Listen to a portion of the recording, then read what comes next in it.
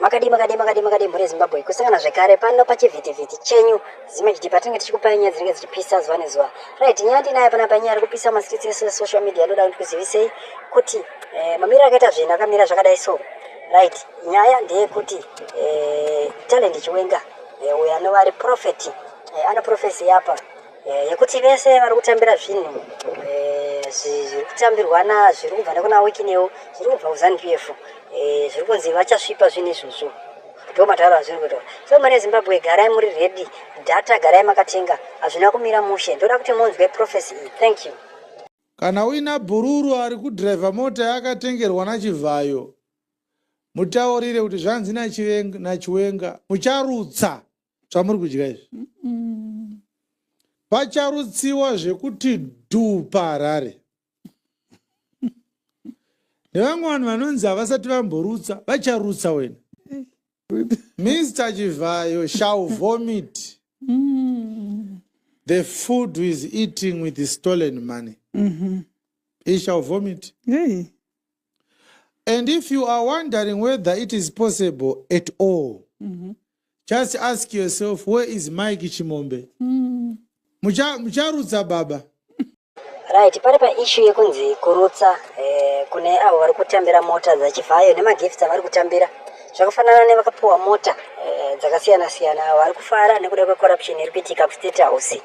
Right, vachisapota Masaka Mnangagwa kuti anofanira kunge achienda 2030. Right, regai ndikuyambirai vanhu. Muchasangana nekurwadziwa kwakanyanyisa.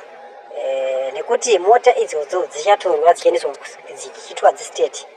Right, mune Zimbabwe ndofunga kana makatarisa motikari idzo makada kutsvaga mapepa adzo ekuti kupinda kwadzo munyika dzakakliwa here munogona kushaya kwadzakakliwa mota idzodzo.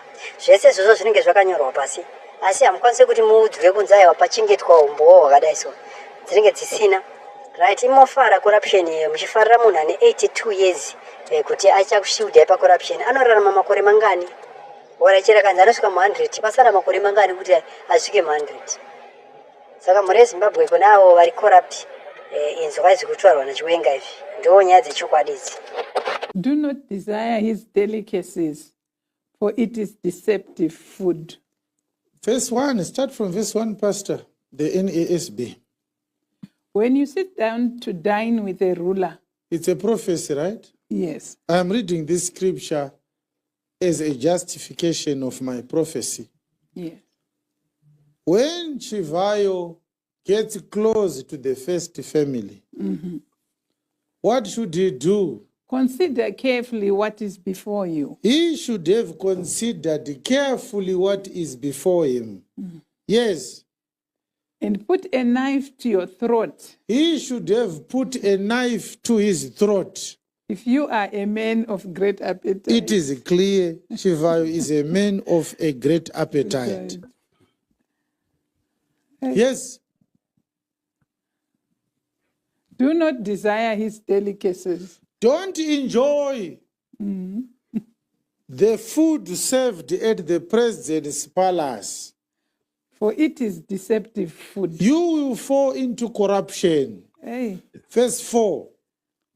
Do not weary yourself to gain wealth. Don't labor a lot to make money when you are close to people in authority. Cease from your consideration of it. Yes, don't consider making yourself rich. Yes. When you set your eyes on it, yes, it is gone. It will leave you quickly. Money you are getting and making because of your position in power.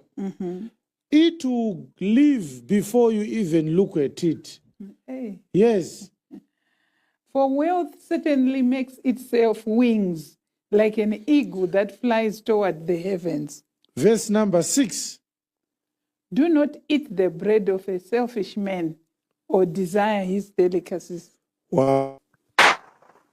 Verse 7.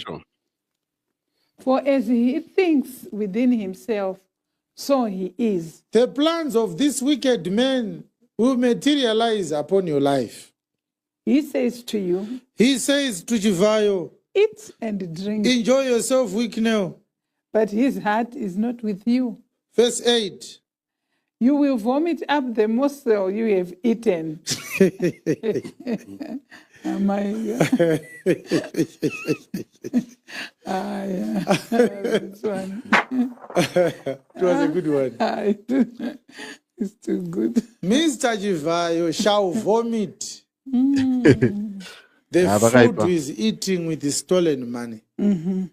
He shall vomit. Yay. And if you are wondering whether it is possible at all, just ask yourself, where is Mike Chimombe? Mucharudza baba. Kana wina bururu ari kudriva mota yakatengerwa naChivayo, mutaurire kuti zvanzi naChiwenga, mucharutsa zvamuri kudya izvi. Right, nyaya pana Chiwenga, tana Chiwenga we apostle. And yekuti iye anotaura akachituka achita sekunga anenge achituka vanhu, anenge achituka achitaura matauro ake anenge achiita but maprophecies ake kazhinji anotonomita pane zvaanenge ataura. Anonosvika ipapo. Atadze kusvika apotse maprophecy ake anopa. Anotopa zvinhu zvechokwadi asi nyaya inoitika ndekuti iye pachake anenge akutuka chete. So inyaya taura kunzi mucharutsa ZANU-PF icharutsa isinyaya kunyepa. So ndiri kutendai nekutera kwenyu kwamunoita. Thank you.